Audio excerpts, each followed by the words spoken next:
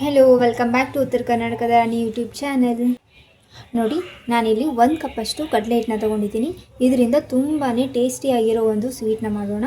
ಅದು ಹೇಗಂತ ನೋಡೋಣ. ಫಸ್ಟಿಗೆ ನಾನಿಲ್ಲಿ ಕಡಲೆ ಹಿಟ್ಟನ್ನ ಜರಡಿ ಮಾಡ್ಕೊತಾ ಇದ್ದೀನಿ. ಕಡಲೆ ಹಿಟ್ಟನ್ನ ನೀವು ಹಾಗೇ ಹಾಕ್ಕೊಂಡ್ರೆ ಅದು ಮುಂದೆ ಸ್ವೀಟ್ ಮಾಡುವಾಗ ಗಂಟಾಗಿ ಬರುತ್ತೆ. ಅದಕ್ಕಾಗಿ ನಾವು ಫಸ್ಟಿಗೆ ಇಲ್ಲಿ ಈ ಥರ ಜರಡಿ ಮಾಡಿಕೊಂಡ್ರೆ ಮುಂದೆ ಈಸಿ ಆಗುತ್ತೆ ಅಂತ. ನೋಡಿಲಿ, ಈ ಥರ ನಾನು ಇದನ್ನು ಜರಡಿ ಮಾಡ್ಕೊಂಡಿದ್ದೀನಿ. ನೆಕ್ಸ್ಟ್ ಇವಾಗ ನಾನು ಇಲ್ಲಿ ಒಂದು ಪ್ಯಾನ್ನ ತೊಗೊಂಡಿದ್ದೀನಿ. ಜರಡಿ ಮಾಡ್ಕೊಂಡಿರೋ ಹಿಟ್ಟನ್ನ ಇದರಲ್ಲಿ ನಾನು ಹಾಕ್ಕೊತಾ ಇದ್ದೀನಿ. ಇದನ್ನು ನಾವು ಒಂದು ಸ್ವಲ್ಪ ಚೆನ್ನಾಗಿ ಹುರ್ಕೊಳ್ಳೋಣ. ಪೂರ್ತಿ ಕಲರ್ ಚೇಂಜ್ ಆಗುವಷ್ಟು ಏನಿಲ್ಲ, ಇದರಿಂದ ಒಂದು ಸ್ವಲ್ಪ ಘಮ ಬರಬೇಕು ಚೆನ್ನಾಗಿ. ಅಲ್ಲಿವರೆಗೂ ಇದನ್ನು ಕೈ ಬಿಡದೇ ಸ್ವಲ್ಪ ಹುರ್ಕೊಳ್ಳೋಣ. ಇದನ್ನು ಒಂದು ಸ್ವಲ್ಪ ಫ್ಲೇಮ್ನ ಲೋವಲ್ಲಿ ಇಟ್ಕೊಂಡೇ ಕೈ ಬಿಡ್ದೇ ಈ ಥರ ಹುರ್ಕೊಳ್ಳಿ ನೀವು. ಸ್ವಲ್ಪನೇ ಸ್ಮೆಲ್ ಬರ್ತಾ ಇದೆ ಇದು ಹುರಿದಿರೋದು. ಇನ್ನೊಂದು ಒಂದು ಸ್ವಲ್ಪ ಘಮ್ ಅಂತ ಸ್ಮೆಲ್ ಬರುತ್ತಲ್ಲ, ಆ ಥರ ಬಂದರೆ ಚೆನ್ನಾಗಿರುತ್ತೆ ಇದು. ಇಲ್ಲಿ ನೋಡಿ, ಇದರಿಂದ ಒಂದು ಸ್ವಲ್ಪ ಸ್ಟ್ರಾಂಗ್ ಆಗಿರೋ ಸ್ಮೆಲ್ ಬರ್ತಾ ಇದೆ ಹುರಿದಿರೋದು. ಸೊ ಇವಾಗ ಇದು ಆಗಿದೆ. ನಾನು ಇಲ್ಲಿ ಫ್ಲೇಮ್ನ ಆಫ್ ಮಾಡ್ಕೊತಾ ಇದ್ದೀನಿ. ನಾನು ಇದನ್ನು ಇವಾಗ ಒಂದು ಬೌಲ್ಗೆ ಟ್ರಾನ್ಸ್ಫರ್ ಮಾಡ್ಕೊತಾ ಇದ್ದೀನಿ. ಒಂದು ಸ್ವಲ್ಪ ಬೌಲು ಅಗಲ ಇರೋದನ್ನು ತೊಗೊಳ್ಳಿ. ನಾನಿಲ್ಲಿ 1 ಕಪ್ಪಷ್ಟು ಎಣ್ಣೆನ ತೊಗೊಂಡಿದ್ದೀನಿ. ಅದನ್ನು ಇದು ಹಿಟ್ಟಿನ ಜೊತೆ ಮಿಕ್ಸ್ ಮಾಡ್ಕೊಳ್ಳೋಣ ಚೆನ್ನಾಗಿ.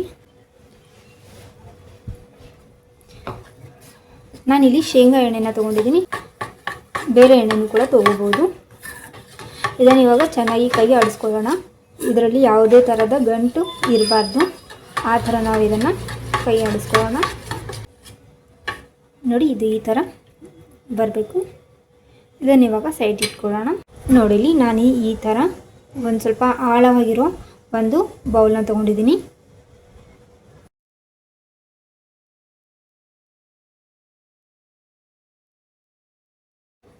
ನಮಗೆ ಮಿಕ್ಸರ್ನ ಹಾಕೊಳ್ಳೋದಕ್ಕೆ ಒಂದು ಸ್ವಲ್ಪ ಈ ಥರ ಆಳವಾಗಿರೋ ಒಂದು ಬೌಲ್ ಬೇಕು. ಸೊ ಹಾಗೆಯೇ ಇಲ್ಲಿ ಇದನ್ನು ತೊಗೊಂಡಿದ್ದೀನಿ. ಕೇಕ್ ಮಾಡೋ ಬೌಲ್ ಏನಾದರೂ ಸಿಕ್ಕರೆ ಅದನ್ನು ನೀವು ತೊಗೋಬೋದು. ನಾನು ದಪ್ಪ ತಳ ಇರೋ ಒಂದು ಕಡಾಯಿನ ತೊಗೊಂಡಿದ್ದೀನಿ. ಅದಕ್ಕಿವಾಗ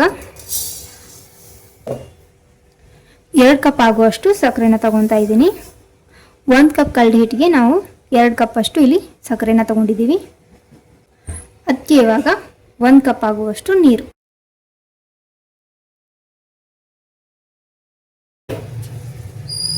ಇದನ್ನು ಚೆನ್ನಾಗಿ ಕೈ ಆಡಿಸ್ಕೊಳ್ಳೋಣ.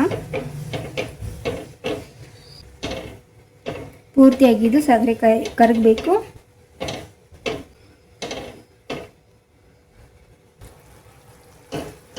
ಇಲ್ಲಿ ನೋಡಿ, ಇದು ಪೂರ್ತಿಯಾಗಿ ಸಕ್ಕರೆ ಕರಗಿದೆ. ಇವಾಗ ಇದಕ್ಕೆ ನಮಗೆ 1 ತಾರ್ ಅಂತ ಏನು ಹೇಳ್ತಾರಲ್ಲ, ಅಂದರೆ 1 ಎಳೆ ಪಾಕ, ಆ ಥರ ನಮಗೆ ಇಲ್ಲಿ 1 ಎಳೆ ಪಾಕ ತಗೊಳ್ಳೋಣ. ಈ ಥರ ನಿಮಗೆ ಹನಿ ಕಡಿತಾ ಇದ್ದರೆ ಆವಾಗ ನೀವು ಒಂದ್ಸಲ ಚೆಕ್ ಮಾಡ್ಕೊಳ್ಳಿ. ನೋಡಿ, ಈ ಥರ ನಿಮಗೆ 1 ಎಳೆ ಪಾಕ ಬರಬೇಕು. ಆವಾಗ ನಾವು ಇದನ್ನಲ್ಲಿ ಮಿಕ್ಸರ್ನ ರೆಡಿ ಮಾಡ್ಕೊಂಡಿದ್ವಲ್ಲ, ಅದನ್ನು ಇದಕ್ಕೆ ಹಾಕ್ಕೊಳ್ಳೋಣ. ಇದನ್ನು ಇವಾಗ ಚೆನ್ನಾಗಿ ಅದು ಪಾಕದ ಜೊತೆ ಮಿಕ್ಸ್ ಮಾಡ್ಕೊಳ್ಳೋಣ.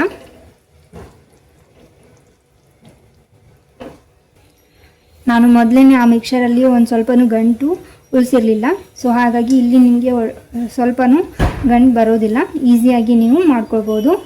ನೀವು ಅದರಲ್ಲಿ ಹಾಗೇ ಗಂಟು ಉಳಿಸಿದ್ರೆ ಇಲ್ಲಿ ನಿಮಗೆ ಕಷ್ಟ ಆಗುತ್ತೆ ಆ ಗಂಟನ್ನ ತೆಕ್ಕೊಳ್ಳೋದಕ್ಕೆ. ನೋಡಿ, ಇಲ್ಲಿ ಇವಾಗ ಕಲರ್ ಒಂದು ಸ್ವಲ್ಪ ಚೇಂಜ್ ಆಗ್ತಿದೆಯಲ್ಲ, ಒಂದು ಸ್ವಲ್ಪ ಮಿಕ್ಸ್ ಆಗ್ತಾಯಿದೆ ಇದು. ಇವಾಗ ಇದನ್ನು ಒಂದು ಸ್ವಲ್ಪ ನೀವು ಕೈ ಬಿಡದೇನೆ ಹಾಗೇ ಕಂಟಿನ್ಯೂಸ್ ಆಗಿ ಕೈ ಆಡಿಸ್ತಾ ಇರಿ, ಇಲ್ಲಾಂತಂದರೆ ಕೆಳಗೆ ಹತ್ಕೊಳ್ತಾ ಬರುತ್ತೆ ಇದು.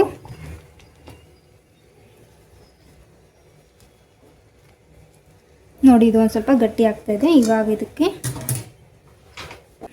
ನಾನಿಲ್ಲಿ 1 ಕಪ್ಪಷ್ಟು ಶೇಂಗಾ ಎಣ್ಣೆನ ತೊಗೊಂಡಿದ್ದೀನಿ. ನಾನು ಫಸ್ಟಿಗೆ 1 ಕಪ್ ಶೇಂಗಾ ಎಣ್ಣೆನ ಯೂಸ್ ಮಾಡಿದ್ದೆ. ಇವಾಗ 1 ಕಪ್ ತೊಗೊತಾ ಇದ್ದೀನಿ. ಅದನ್ನು ಇವಾಗ ಸ್ವಲ್ಪನೇ ಹಾಕ್ಕೊತ ಮಿಕ್ಸ್ ಮಾಡ್ಕೊತ ಹೋಗೋಣ.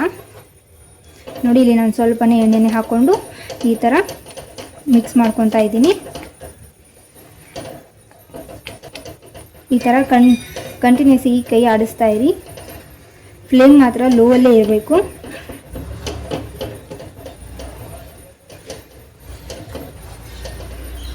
ನೀವು ಹಾಕಿರೋ ಎಣ್ಣೆ ಪೂರ್ತಿಯಾಗಿ ಅದು ಇಟ್ಕೊಳ್ಬೇಕು.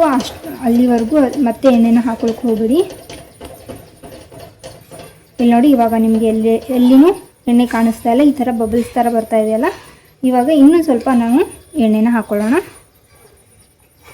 ನೋಡಿಲಿ, ನಾನು 2ನೇ ಸರ್ತಿ ಒಂದು ಸ್ವಲ್ಪ ಎಣ್ಣೆನ ಹಾಕ್ಕೊಂಡಿದ್ದೀನಿ. ಇದನ್ನು ಚೆನ್ನಾಗಿ ಇದ್ರ ಜೊತೆ ಮಿಕ್ಸ್ ಮಾಡ್ಕೊಳ್ಳೋಣ.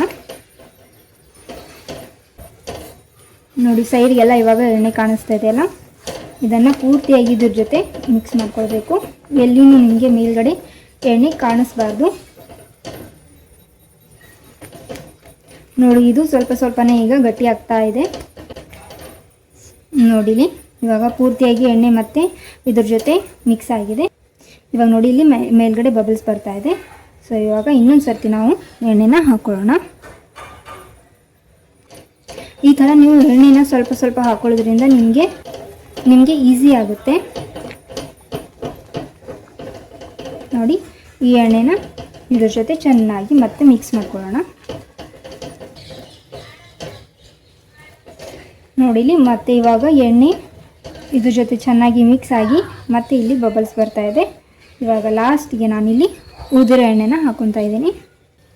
ನಾನು 1 ಕಪ್ ಎಣ್ಣೆನ ಇಲ್ಲಿ 4 ಸರ್ತಿ ಹಾಕ್ಕೊಂಡಿದ್ದೀನಿ. ಇದನ್ನು ಚೆನ್ನಾಗಿ ಇದರ ಜೊತೆ ಮಿಕ್ಸ್ ಮಾಡ್ಕೊಳ್ಳೋಣ. ನೋಡಿಲಿ, ಮತ್ತೆ ಇವಾಗ ಎಣ್ಣೆ ಪೂರ್ತಿಯಾಗಿ ಇದ್ರ ಜೊತೆ ಮಿಕ್ಸ್ ಆಗಿದೆ. ಇವಾಗ ಮತ್ತೆ ಬಬಲ್ಸ್ ಬರ್ತಾ ಇದೆ. ಇದನ್ನು ಇವಾಗ ಕಂಟಿನ್ಯೂಸ್ ಆಗಿ ನೀವು ಕೈ ಆಡಿಸ್ತಾ ಇರಿ. ಇವಾಗಿದು ಗಟ್ಟಿ ಹಾಕೊಂತ ಬರುತ್ತೆ. ಇಲ್ಲಿ ನೋಡಿ, ಇವಾಗ ಇದು ಒಂದು ಸ್ವಲ್ಪ ಕಲರ್ ಬಿಡ್ತಾ ಇದೆ, ಒಂದು ಸ್ವಲ್ಪ ಶೈನಿ ಕಲರ್ ಬರ್ತಾ ಇದೆ. ನೋಡಿಲಿ, ಇವಾಗ ಇದು ಸ್ವಲ್ಪ ಸ್ವಲ್ಪನೇ ಎಣ್ಣೆ ಬಿಟ್ಕೊತ ಹೋಗುತ್ತೆ. ಇದು ಸೌಟಿಗೆ ಒಂದು ಸ್ವಲ್ಪ ಗಟ್ಟಿ ಅನ್ನಿಸ್ಬೇಕು, ಮತ್ತು ಈ ಥರ ರಿಬ್ಬನ್ ಥರ ಇದು ಬಿಡಬೇಕು. ಇಲ್ಲಿ ನೋಡಿ, ಈ ಥರ ರಿಬ್ಬನ್ ಥರ ಇದು ಕಂಟಿನ್ಯೂಸ್ ಆಗಿ ಬೀಳ್ತಾ ಇರಬೇಕು. ಅಲ್ಲಿವರೆಗೂ ಇದನ್ನು ಕೈ ಆಡಿಸ್ಕೊಳ್ಳಿ.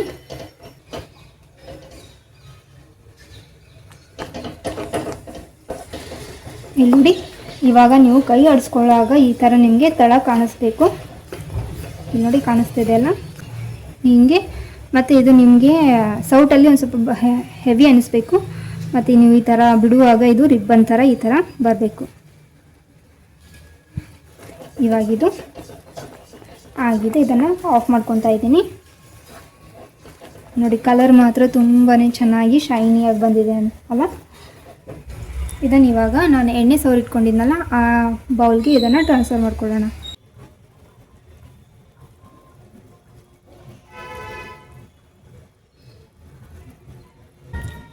ಇಲ್ಲಿ ನೋಡಿ, ನೀವು ಹಾಕಿದ್ಮೇಲೆ ಈ ಥರ ಉಬ್ಕೊಂಡು ಬರುತ್ತೆ ಇದು. ಸೊ ಹಾಗಾಗಿ ನೀವು ಆದಷ್ಟು ಆಳವಾಗಿರೋ ಬೌಲ್ನ ತೊಗೊಳ್ಳಿ. ಇದೊಂದು ಸ್ವಲ್ಪ ಸೆಟ್ ಆಗೋಕ್ಕೆ ಟೈಮ್ ಬೇಕು. ಇಲ್ಲಿ ನೋಡಿ, ಇವಾಗ ಇದು ಪೂರ್ತಿಯಾಗಿ ಕೆಳಗಡೆ ಹೋಗಿ ಸೆಟ್ ಆಗ್ತಾ ಇದೆ. ಸ್ವಲ್ಪ ಆರಿದ್ಮೇಲೆ ಇದನ್ನು ಒಂದು ಸ್ವಲ್ಪ ನೀವು ಪ್ರೆಸ್ ಮಾಡಿ, ತುಂಬಾ ಅಲ್ಲ, ಸುಮ್ಮನೆ ಸ್ವಲ್ಪ. ಇದನ್ನು ನೀವು ಮಿನಿಮಮ್ ಅಂತ ಅಂದ್ರೂ 6 ಗಂಟೆ ಇದನ್ನು ಟಚ್ ಮಾಡ್ದೇ ಈ ಥರ ರೆಸ್ಟಲ್ಲಿ ಇಟ್ಬಿಡಿ. ಇದನ್ನು ಇವಾಗ ಪಕ್ಕದಲ್ಲಿ ಇಟ್ಕೊಳ್ಳೋಣ. ನೋಡಿಲಿ, ಇದನ್ನು ನಾನು 4 ಅವರ್ಸು ರೆಸ್ಟ್ ಮಾಡೋಕ್ಕೆ ಹಿಂಗೆ ಬಿಟ್ಟಿದ್ದೆ. ಇವಾಗ ಇದು ರೆಡಿ ಆಗಿದೆ. ಇದನ್ನು ಪಾತ್ರೆಯಿಂದ ತೆಕ್ಕೊಳ್ಳೋಣ.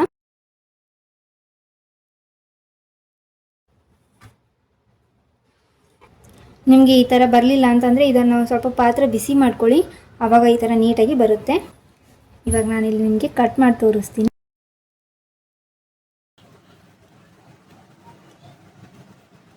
ಇಲ್ಲಿ ನೋಡಿ, ಎಷ್ಟು ಚೆನ್ನಾಗಿ ಎಷ್ಟು ನೀಟಾಗಿ ಬಂದಿದೆ ಅಲ್ವಾ. ಇದನ್ನು ಪೂರ್ತಿಯಾಗಿ ಕಟ್ ಮಾಡ್ಕೊಳ್ಳೋಣ. ನಿಮ್ಗೆ ಯಾವ ಶೇಪಲ್ಲಿ ಬೇಕೋ ಆ ಶೇಪಲ್ಲಿ ನೀವು ಕಟ್ ಮಾಡ್ಕೊಳ್ಬೋದು. ಇಲ್ಲಿ ನೋಡಿ ಎಷ್ಟು ಚೆನ್ನಾಗಿ ಬಂದಿದೆ ಅಂತ. ಮೇಲ್ಗಡೆ ಸ್ವಲ್ಪ ಯೆಲ್ಲೋಯಿಶ್ ಆಗಿ ಮತ್ತು ಒಳಗಡೆ ಒಂದು ಸ್ವಲ್ಪ ಬ್ರೌನ್ ಆಗಿ ಬಂದಿದೆ. ಇದು ಪೂರ್ತಿಯಾಗಿ ನಂದು ಬ್ರೌನ್ ಆಗಿ ಬಂದಿಲ್ಲ, ಸ್ವಲ್ಪ ಲೈಟಾಗಿ ಒಂದು ಸ್ವಲ್ಪ ಬ್ರೌನ್ ಆಗಿ ಬಂದಿದೆ. ಸಾಫ್ಟ್ ಮೈಸೂರು ಪಾಕ್ ಎಷ್ಟು ಚೆನ್ನಾಗಿ ಬಂದಿದೆ ಅಂತ ನೋಡಿದ್ರಲ್ಲ. ನಾನು ಸಾಫ್ಟ್ ಮೈಸೂರು ಪಾಕ್ನ ಯಾವ ರೀತಿಯಲ್ಲಿ ಮಾಡ್ಕೊಂಡಿದ್ದೇನೆ ಅಂತ ನೀವು ಇದೇ ರೀತಿಯಲ್ಲಿ ಟ್ರೈ ಮಾಡಿ. ನಿಮಗೆ ಸಾಫ್ಟ್ ಆಗಿರೋ ಮೈಸೂರು ಪಾಕ್ ಬರುತ್ತೆ. ಬರೀ ನಾನಿಲ್ಲಿ 3 ಇಂಗ್ರೀಡಿಯೆಂಟ್ಸಿಂದನೇ ಮಾಡ್ಕೊಂಡಿರೋದು, ಜಾಸ್ತಿ ಏನೂ ಇಲ್ಲ. ಈ ಮೈಸೂರು ಪಾಕ್ ನಿಮ್ಗೆ ಇಷ್ಟ ಆಗಿದ್ದರೆ ಲೈಕ್ ಮಾಡಿ, ಶೇರ್ ಮಾಡಿ, ಹಾಗೆ ಉತ್ತರ ಕರ್ನಾಟಕದ ರಾಣಿ ಯೂಟ್ಯೂಬ್ ಚಾನಲ್ನ ಸಬ್ಸ್ಕ್ರೈಬ್ ಮಾಡ್ಕೊಳ್ಳೋದನ್ನು ಮರಿಬೇಡಿ. Thank you.